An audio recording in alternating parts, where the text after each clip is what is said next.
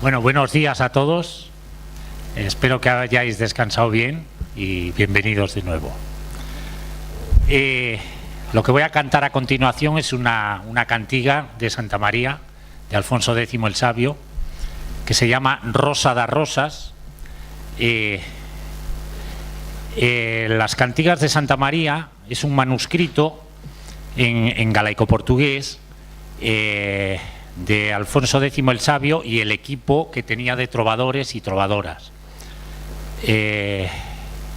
Alfonso X nace en 1270 y muere en 1282 y escribe en la época escribe 427 composiciones en honor a la Virgen, que cuenta los milagros sucedidos y demás.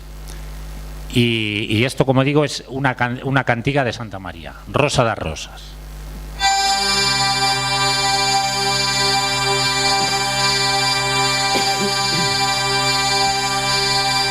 Esta é de lor de Santa María, e non é fremosa, é boa, é a gran poder.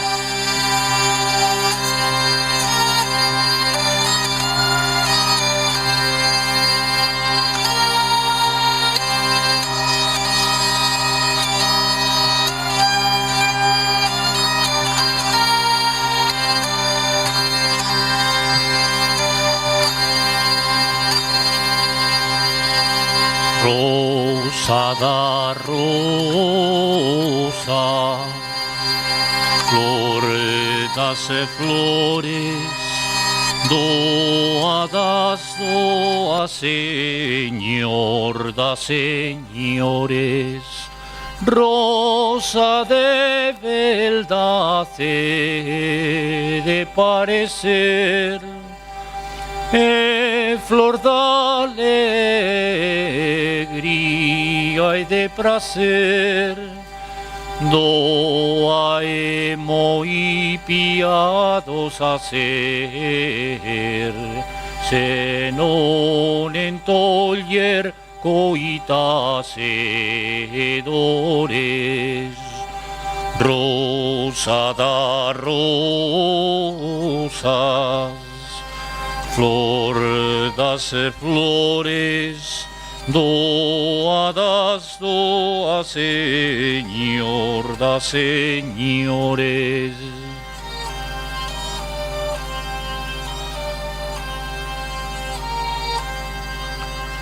A tal senor de fome muy da mar, que de todo mal le pode guardar, e podi los pecados perdoar, que fan no mundo per maus sabores.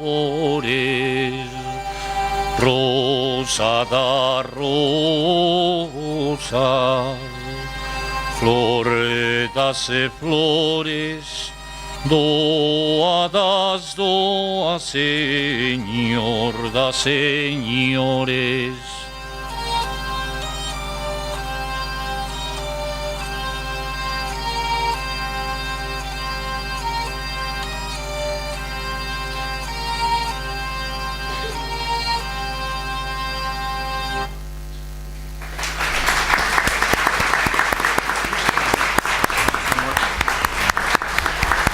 Gracias, muchas gracias.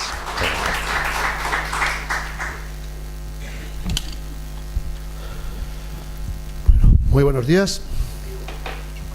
Retomamos estas jornadas de novela histórica de Berín y en Berín con un anuncio previo. Y es que esta tarde, aunque en el programa pone que las charlas van a ser aquí mismo, en este salón de actos de la Biblioteca Municipal, vamos a trasladar las charlas de la tarde al auditorio municipal. Lo digo por si alguien todavía no se ha enterado de este cambio. Haremos a las 6:30, como está previsto en el programa, simplemente cambiaremos de ubicación. Nos trasladaremos ya directamente al auditorio para celebrar allí la última sesión de las jornadas. ¿De acuerdo? Bueno, A continuación, ya retomamos el programa de las jornadas con la intervención del escritor Francisco Narla. Si yo fuera ese presentador de Antena 3 que se llama Matías Prats, diría que Francisco es un escritor de altísimos vuelos, ¿no? Pero bueno, no lo voy a decir.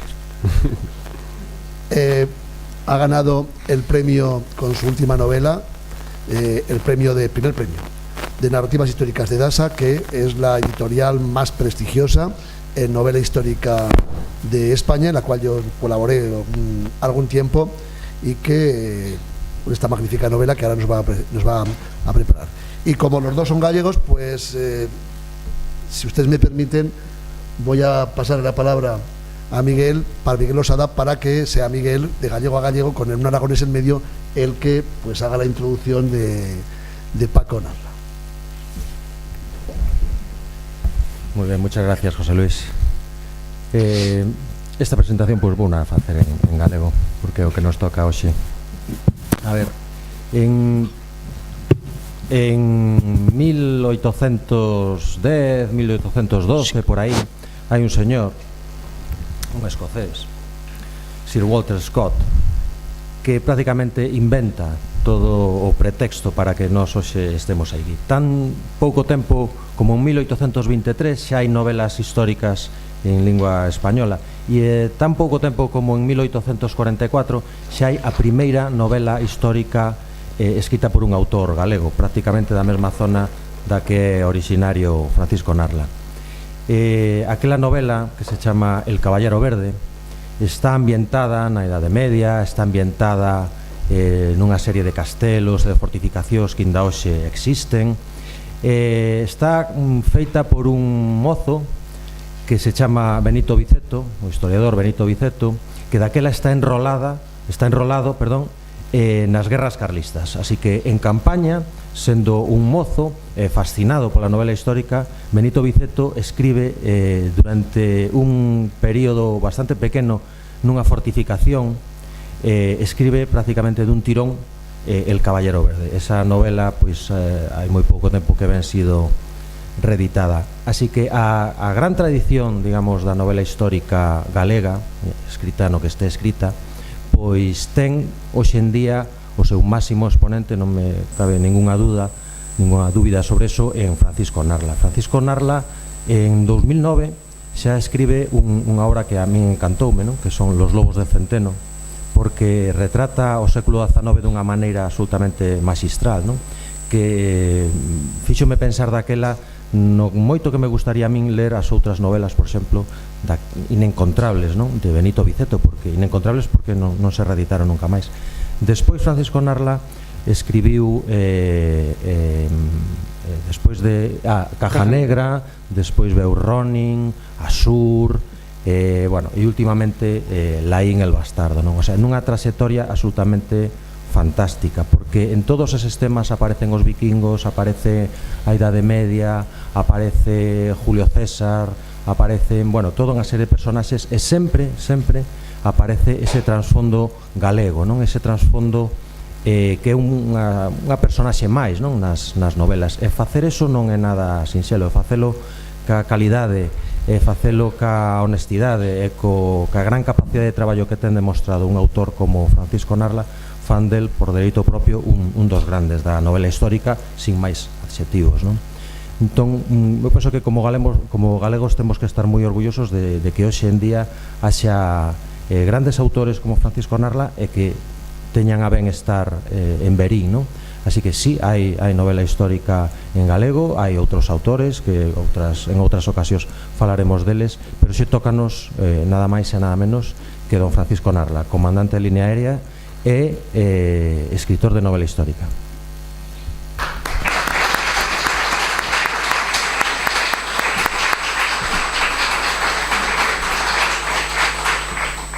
Buenos días a todos y bueno, luego te doy el jamón, no te preocupes. Antes de nada, lo voy a hacer en castellano porque hay gente, como dijo ayer en el alcalde, que bueno, que a lo mejor con el gallego se siente un poco incómoda o qué tal, entonces vamos a hacerlo en castellano. Podría ser en inglés, en griego tenemos aquí a Antonio Piñeiro para que nos traduzca, pero vamos a dejarlo en castellano, que yo creo que nos entendemos todos.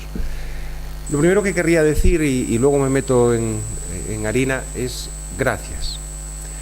Gracias a Berín, a la biblioteca, a Miguel, a Vicente. Tenemos una pelea grave con los micros, ¿no? Vale, bueno. Yo de hecho quería levantarme e interactuar con la gente y parece que no se puede, que tengo que estar aquí castigado en la silla.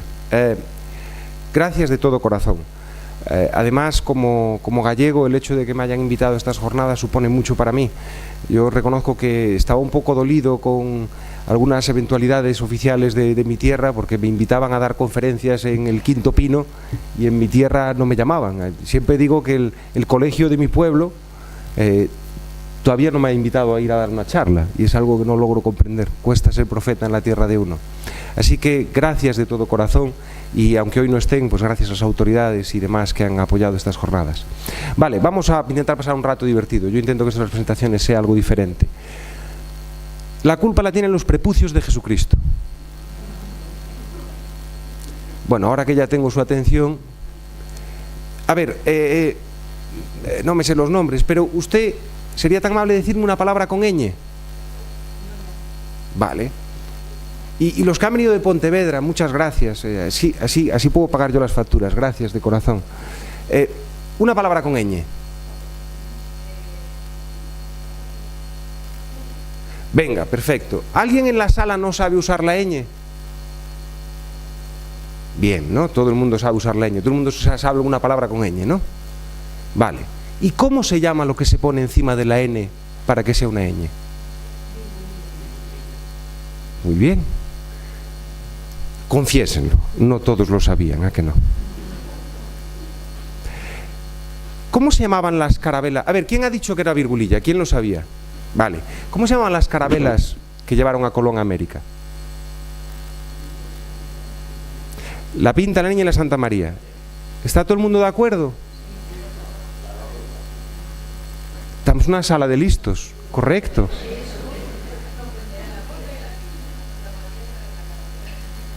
Bueno, era una nao, es cierto. La pregunta es capciosa si queremos, pero además lo importante es que se llamaban la Pinta, la Niña y la Gallega. Cuentan que cuando le explicaron a Isabel la Católica que iba a gastarse 2 millones de maravedíes en financiar una expedición que iba a componerse con la Pinta, la Niña y la Gallega, soltó aquella famosa frase de que aquello parecía un racimo de furcias. Claro, Isabel la Católica. Y Juan de la Cosa accedió a cambiarle el nombre y se decidieron por la Santa María, nombre muy católico. No funcionó porque de hecho los marineros la llamaban la Marigalante, que parecía más nombre de mujer de baja reputación de barrio de Lupanar, en las cercanías de un puerto. Dirán, ¿qué tiene esto que ver con los prepucios de Jesucristo, con la novela de Francisco? Pues verán, ayer el ilustre, bueno, Don Pepe, ¿no? Es el nombre oficial. Don Pepe hablaba de que lleva un escritor a contar historias, novelas históricas. Pues verán, yo creo que somos cazadores de historias y yo busco virgulillas. Yo busco marigalantes. Yo busco esas historias que no conocemos. Eso que nos parece que sabemos, pero no. Y yo estaba leyendo la lírica galaico-portuguesa, estaba estudiando. Hay vicios peores, hay quien se toca. Yo procuro leer mucho. Estaba estudiando la lírica galaico-portuguesa y me topé con un nombre, Martín Codax. A todos les suena, ¿verdad?, el nombre de Martín Codax. De hecho, si hacen una pequeña búsqueda en los teléfonos estos inteligentes que hay por ahí, descubrirán que hasta la Orquesta Sinfónica de Sydney ha tocado cantigas de Martín Codax. Pero resulta que no tenemos ni idea de quién fue. No tiene biografía Martín Codax, no sabemos nada. Lo único que se sabe de Martín Codax es lo que se desprende de este pergamino, el pergamino Vindel, que está en las guardas de la novela. Son 7 cantigas. No todas tienen notación musical de la época medieval, que no tiene nada que ver con notación actual. Se mencionan varias cosas que nos hacen pensar que podría ser de Vigo, del Vigo que está al ladito de Pontevedra, del Vigo gallego, pero son suposiciones, no tenemos ni idea. Y a mí me pareció que contar la historia de una de las figuras más importantes de la lírica galaico-portuguesa de nuestra Edad Media tenía que ser una buena novela. Pero claro, tenía que meterme en harina, tenía que descubrir sobre el siglo XIII y descubrir quién podía haber sido Martín Codax. Por cierto, es un apellido que no se vuelve a ver jamás y del que no sabemos nada. Así que me puse a trabajar en el siglo XIII, me puse a leer sobre el siglo XIII, y entonces me di cuenta que era un tío muy listo. Verán ustedes, resulta que yo me pongo a leer cantigas provenzales y las entiendo perfectamente. Porque alguien en la sala sabe lo que se habla en Francia.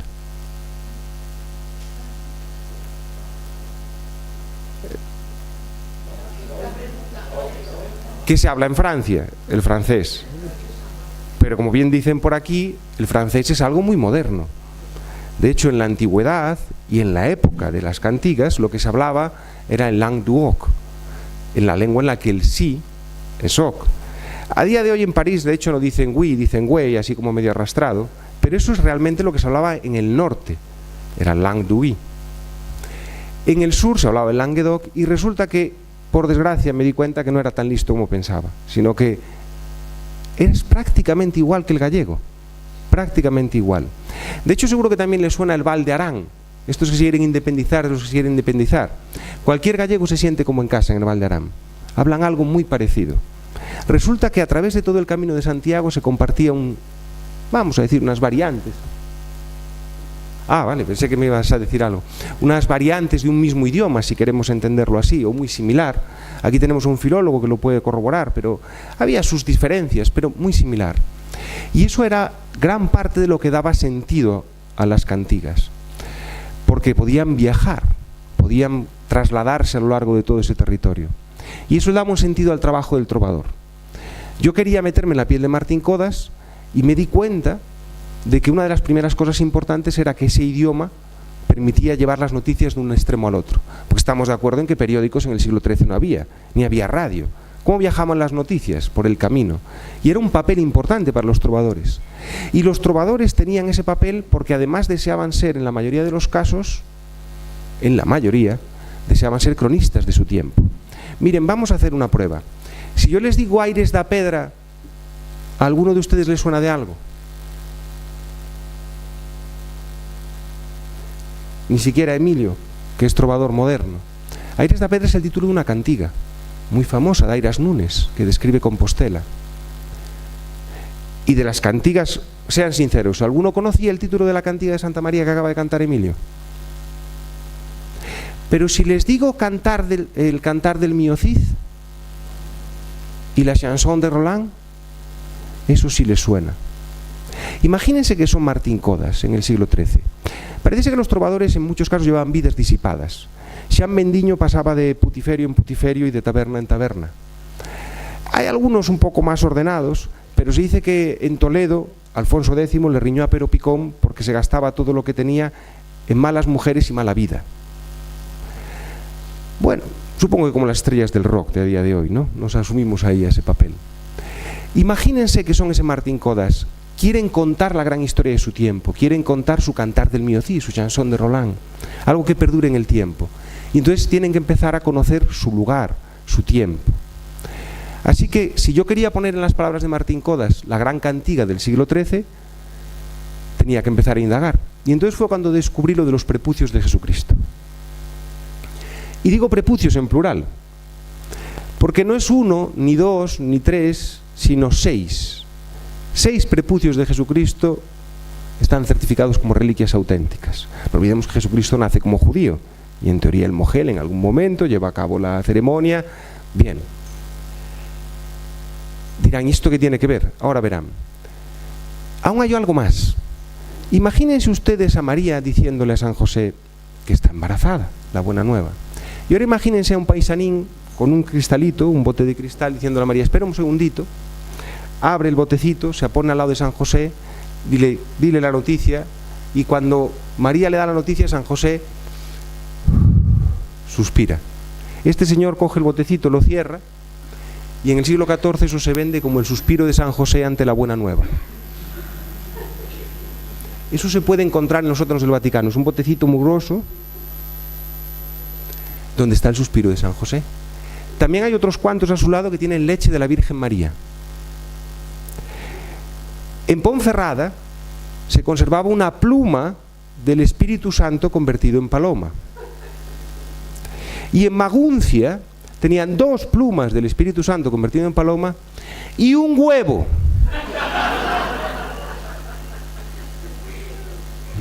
Un huevo del Espíritu Santo convertido en paloma. Bueno, la fe es la fe.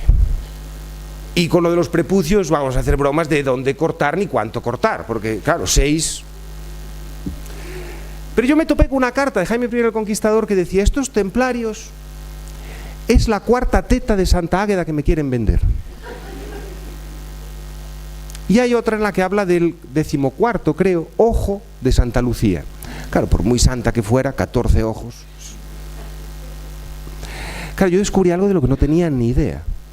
Resulta que, a pesar de que yo no quería hablar de los templarios, porque estaban muy manidos, y que de vez en cuando me llama para el programa y a él le gusta enfocarlo siempre de esas maneras raras que hacen en Milenio, pero bueno, yo no quería tocar los templarios, pero es que resulta que era increíble.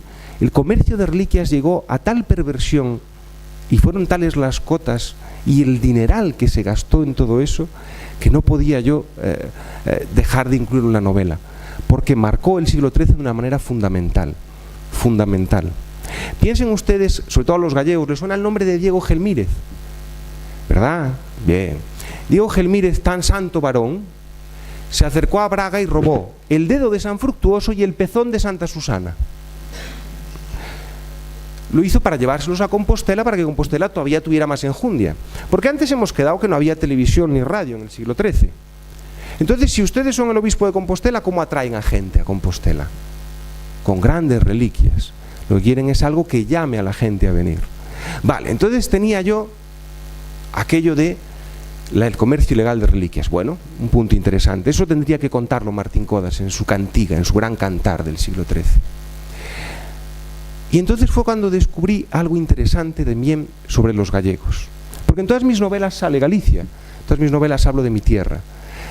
Hace tiempo me hacían en una entrevista la pregunta y yo decía: mire, usted no se da cuenta, pero Stephen King en el 90% de sus novelas habla de Maine. Claro que la I-96 suena mejor que la A6, suena más glamuroso, porque no lo conoce. Bueno, yo creo que tengo una deuda con mi tierra. Yo soy lo que soy porque soy tojo, soy pizarra, soy granito. Y siempre hay personajes de Galicia, siempre hay cosas de la historia de mi tierra, siempre. Pero lo que yo no sabía es lo que le había pasado a Neil Armstrong. ¿Saben ustedes Neil Armstrong, el primer tipo que puso un pie en la luna?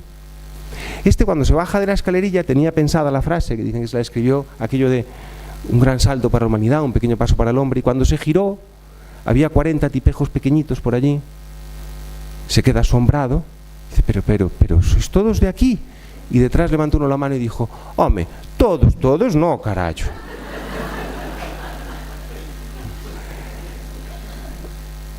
Gallegos los hay en todas partes, en todas. Y si yo quería buscar la historia que tenía que contar Martín Codas y tenía que hablar de gallegos, descubrí algo asombroso.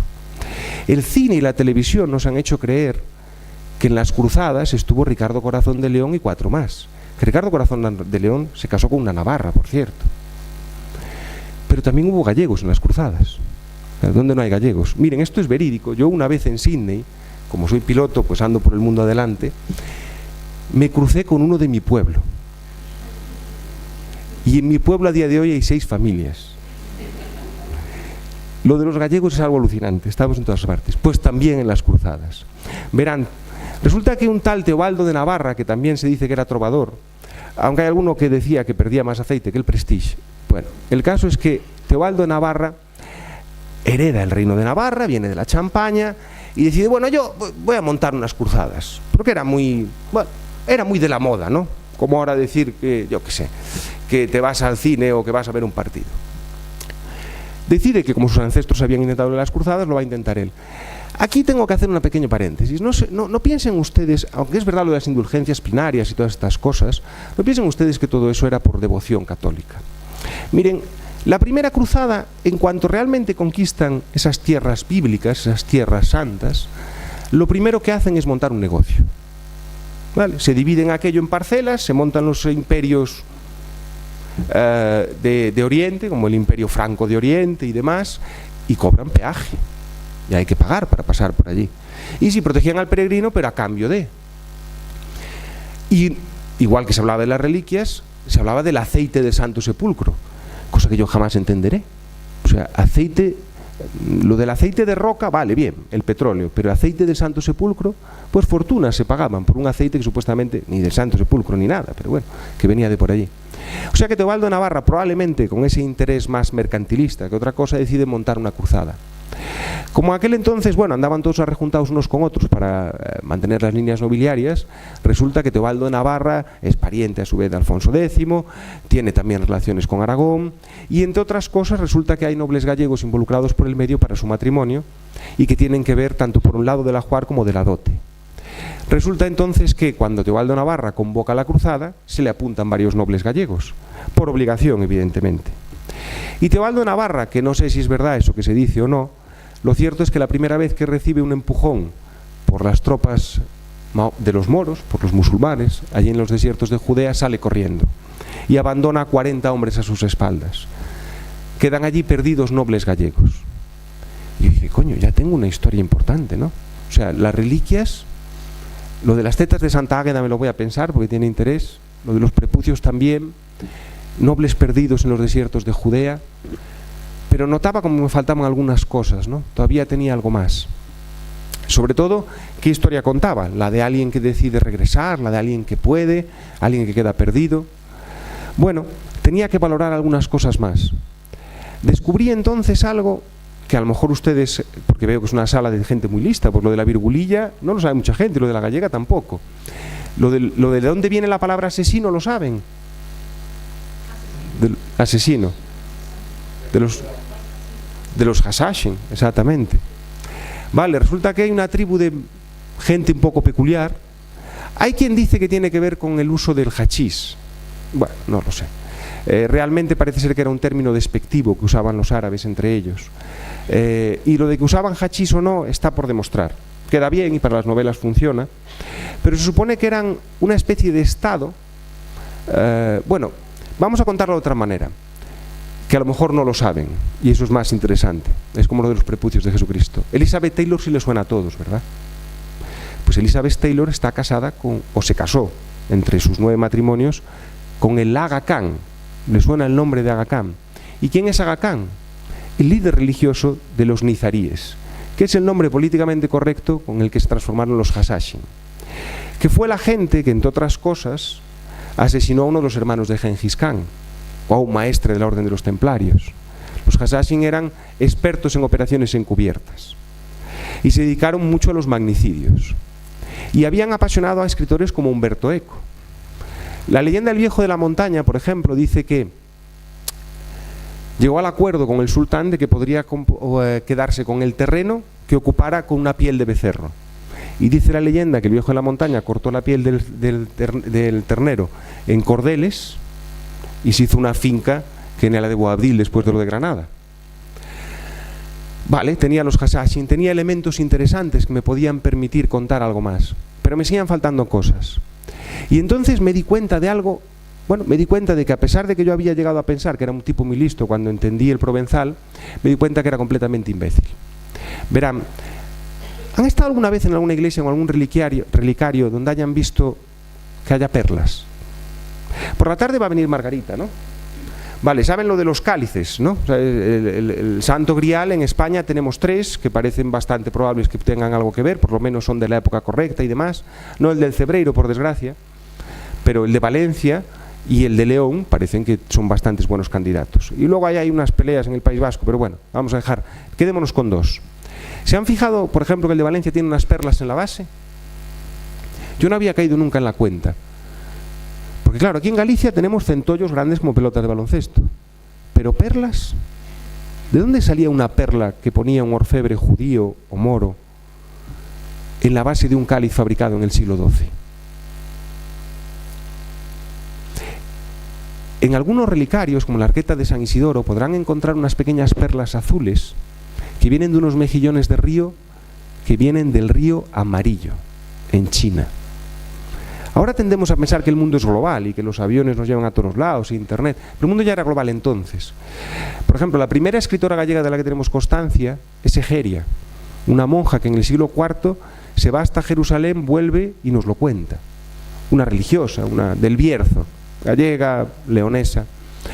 El mundo ya era más global de lo que nos parecía. Ayer hablamos un poco de la ruta de la seda. La ruta de la seda es factible precisamente en ese momento porque después del impulso de los musulmanes y de la Égira, Gengis Khan, del que habló también José Luis, pacifica todo aquello y de repente las líneas comerciales se vuelven a abrir. Y de no ser que se volvieran a abrir, no hubiéramos descubierto América, por ejemplo. Es muy curioso porque la historia tiene esas concatenaciones, y aquí don Pepe me podrá corregir, pero descubrimos América porque durante el siglo XII Gengis Khan se convierte en dominador de todo Oriente. Porque al convertirse en dominador de todo Oriente permite que las líneas comerciales se vuelvan a abrir. Los italianos, que han sido muy listos, y lo siguen siendo. Pues saben ustedes, uno va a Nueva York, compra jamón, en la portada, en la tapa pone prosciutto, le da la vuelta y pone origen Teruel. Y con el aceite de oliva pasa lo mismo. Se compra una botella de óleo, le da la vuelta y por debajo pone origen Jaén o Granada. Pero lo han vendido los italianos. Pues ya hacían lo mismo en el siglo XIII. La Gran Venecia se convirtió en lo que se convirtió gracias a que Gengis Khan pacifica todo el Oriente, aumentan las líneas de distribución y comercio y mejoran los barcos. Las que habían sido las galeras, igual que habían usado los romanos durante el Imperio, mejoran. El gran arsenal de Venecia se convierte en un punto importante. Y esas mejoras técnicas son las que permitirán que poco después se pueda cometer una travesía como la de cruzar el Atlántico. Todas esas conexiones me ayudaban a entender un siglo complicado y además luego me topé con la última figura, que era la de Alfonso X el Sabio. Todos le llamamos a Alfonso X el Sabio y nos parece que debió ser un tío fantástico porque se llamaba el Sabio. Pero miren ustedes, ¿saben ustedes que hay 3 clases de hijos de puta? Hay el hijo de puta per se, el hijo de puta per natura y el hijo de puta esférico. El per se es el que es un cabrón con pintas. El per natura es el que, pobrecito, tenía una madre de moral relajada. Y el esférico es el que las tiene todas. Alfonso X el Sabio mató a uno de sus hermanos, exilió a otro, se gastó casi todo lo que tenía por el mero hecho de intentar convertirse en emperador del Sacro Romano Imperio Germánico, acabó solo y desahuciado en Sevilla, repudiado por los suyos, su esposa Violante lo desecha, peleado con su hijo Sancho. De hecho, bueno, don Pepe lo sabrá mejor que yo, ¿se han fijado una vez que el escudo de Sevilla pone lo de nodo, con un lazo en el medio? Eso es una garantía que les concede Alfonso X el Sabio porque Sevilla no le abandona en sus últimos momentos, y es no me ha dejado. Por eso no es un lazo, es una madeja. Bueno, don Pepe me corrige, yo no soy historiador, yo soy piloto, pero si me equivoco en algo. Bueno, o sea que más bien Alfonso X el Sabio era un hijo puta esférico, a pesar del sabio. Y es verdad que hay un cráter de la luna que se llama Alfonsus, pero también es verdad que no miró para la luna menos cuando estaba borracho. Pagaba para que otros mirasen. Es verdad que tuvo intereses importantes en la cultura, sí. Es verdad que hablaba laico portugués, sí, se crió aquí, muy cerquita de aquí, lo saben, pueden visitarlo, en Laín es uno de los escenarios. Hoy día es un hotel, cerquita de Allariz, muy cerquita, a unos pocos kilómetros de aquí. Pero era un mal tipo. Y aquello me pareció una combinación interesante para contar, ¿no? Desmontar esas figuras. Solo me faltaba algo, ¿cómo contar la historia? ¿Qué historia sería la que querría contar Martín Codas? Y entonces me topé con Guzmán el Bueno. ¿Le suena lo de Guzmán el Bueno? El hombre que es capaz de entregar la vida de su hijo por no rendir tarifa. Guzmán el Bueno era bastardo. Y a mí me parecía que no se había contado, por lo menos que alcanzara gran éxito o tal, ninguna gran historia, ninguna gran novela sobre un bastardo. Y me parecía interesante la figura. Alfonso X tuvo unos cuantos y era algo muy importante en la época. Entonces fue cuando surgió la idea de contar la historia de un bastardo que va a buscar a su padre perdido en los desiertos de Judea, y que esa historia la contara Martín Codas. Y así fue como nació Laín el Bastardo. Y para terminar, si me lo van a permitir, porque luego que a lo mejor hay alguna pregunta o demás, lo único que quisiera hacer es leerles la primera página, porque es mi niño, le tengo cariño y porque estoy muy contento con cómo ha quedado. Y creo que si no la conocen y leemos la primera página, a lo mejor descubren algo inesperado.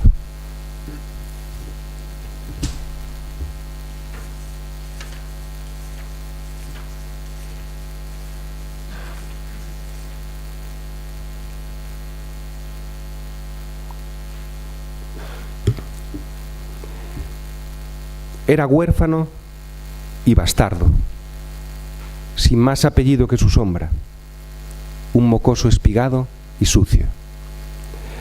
Con solo 11 años no tenía espaldas para cargar con más culpas. De su madre había recibido su única herencia, ojos grises como ceniza húmeda. A la desdichada la había matado la buba hacía ya 5 inviernos.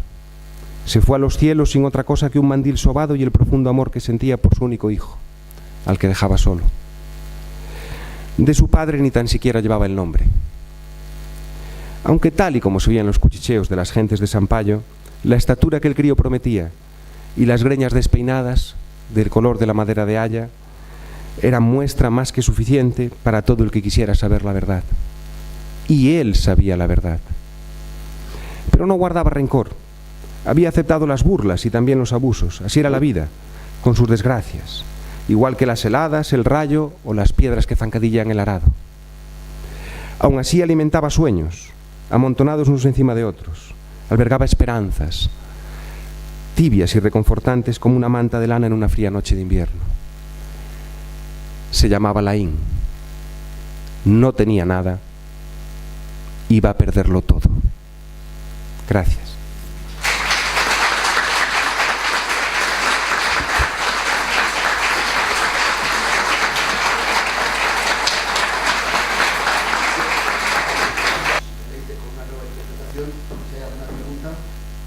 Están los libreros fuera, hay que comprar los ejemplares de 6 en 6, uno para cada uno y 5 para regalar. Y por las preguntas no cobro.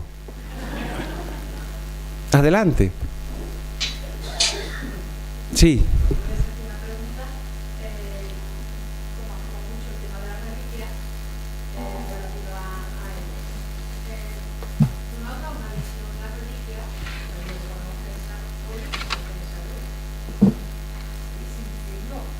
Sí, no, son.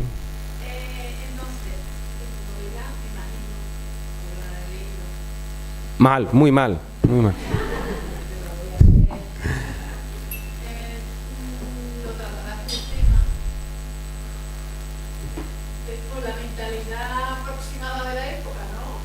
No, en la novela de hecho se tratan las dos cosas. Evidentemente había gente, y hay gente a día de hoy que sigue teniendo esa fe, yo con la fe no me meto.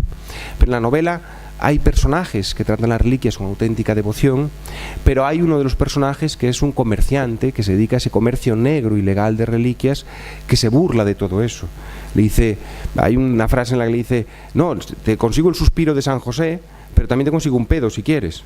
O sea, evidentemente había gente que se ganaba la vida así, y ha habido otras novelas que lo han tratado.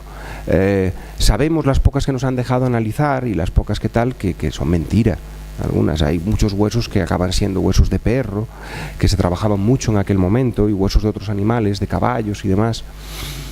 Bueno, hay algunas que sabemos que son completamente fraudulentas, pero yo aún así creo que el valor de la fe es el valor de la fe. Da igual si son reales o no. La fe es algo distinto. Yo en la novela, por una parte, lo trato de una manera adecuada a la persona del siglo XIII, desde el punto de vista reverencial, pero también de los pícaros que existían, ¿vale? Que creo que es importante. De todas maneras, todo es ilusorio. No podemos, por más que bebamos o nos embebamos y por más que lo intentemos, no podemos ser gente del siglo XIII. Y yo no puedo escribir como el siglo XIII. Si lo hago, la novela no funciona. Si yo realmente le explico al lector cómo pensaba alguien del siglo XIII o me enredo demasiado, uno no puede quedarse nunca en los algarismos. ¿Saben ustedes lo que son los algarismos? Miren, Emilio Salgari, el de Sandokan, ¿le suena? Hacía aquello de, iba a Sandokan y tropieza con una raíz de baobab, y entonces se pasaba una página explicando lo que era un baobab. Eso en su tiempo funcionaba, ahora no se puede hacer. La novela tiene que ser ágil. Y entonces es ilusorio. Hay que ser veraz, hay que adecuarse a la historia, pero tiene que disimular. Porque además lo que tiene que hacer es funcionar como novela. No puede ser, si no, lo que tendrías que hacer es escribir un ensayo, que ahí don Pepe sabe mucho más que yo. Yo intento investigar mucho y hacerlo bien, pero si además luego todo es confuso y cuanto uno más historia estudia, más te das cuenta que es imposible que lo sepas. Yo he tenido varias veces la sensación de ser completamente imbécil. Al estudiar en profundidad topología, cuando estudiaba la carrera de matemáticas, y al profundizar en la historia. O sea, no puedes, y no puedes cargarle eso al lector. Si le cargas eso al lector, lo vas a perder. La novela tiene que ante todo entretener, como pretendía Cervantes con el Quijote. Y luego algunas novelas resulta que son buenas y valen para muchas otras cosas. Pero la novela lo primero que tiene que hacer es entretener, no dar lecciones. A ver, tengo que cobrar para que se anime la gente. Bueno, pues nada.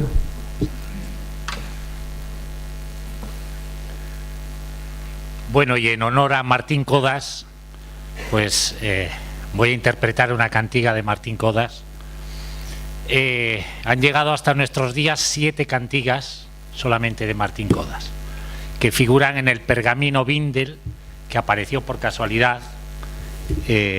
Francisco sabrá también el tema del pergamino. Del librero y demás. Sí, sí. Y que por desgracia está en Nueva York. Lo tuvimos en el Museo del Mar, en Vigo. No sé si alguno de ustedes tuvo la oportunidad de visitarlo. Tuvimos el Museo del Mar, pero el pergamino acabó en Nueva York, como muchas otras cosas de este país, y por desgracia. Que apareció por casualidad, sí. Estaba en una copia del exoficio de Cicerón, creo. Lo encontró Bindel y él se hizo rico, claro, vendió aquello. Es muy curioso. Sí, sí. Es este. Es este. Ajá, ajá, aparece ahí en el libro.